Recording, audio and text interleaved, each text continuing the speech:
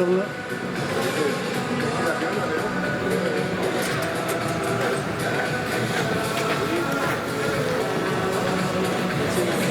Aslında başarılıydı. O ışık mavi yönetimlere bak.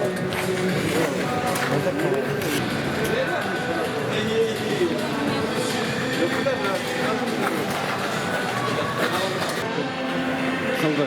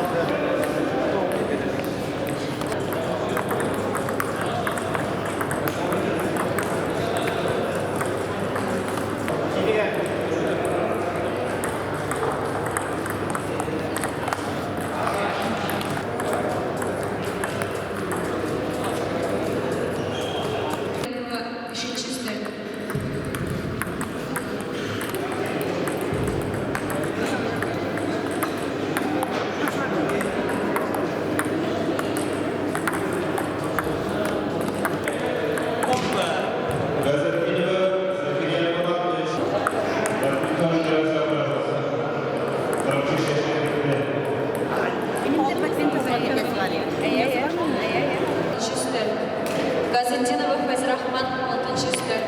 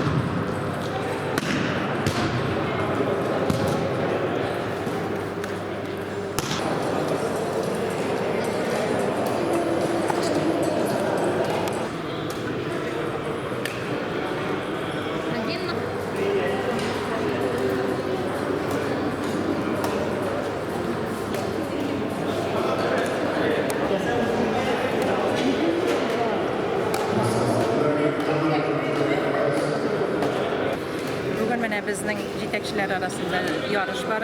Men endi o'zim shaxsan şangı yarışında yüzüde tenis oynadım. Endi badmintonga hazırlanam. Bu yetakchilar yarışı kerak deb sanmayman. Chunki salomat yashaw birovish olib borar uchun har bir kishi o'zida har kunni fizkultura bilan shug'ullanirga tez butunimiz birga oralashamiz. Bir endi kunchilik yo'q, baribizda birga ham endi bek motor bayram sharasida bo'ldi.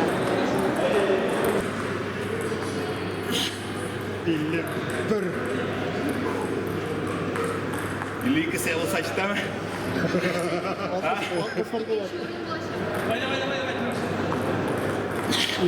Давай дальше.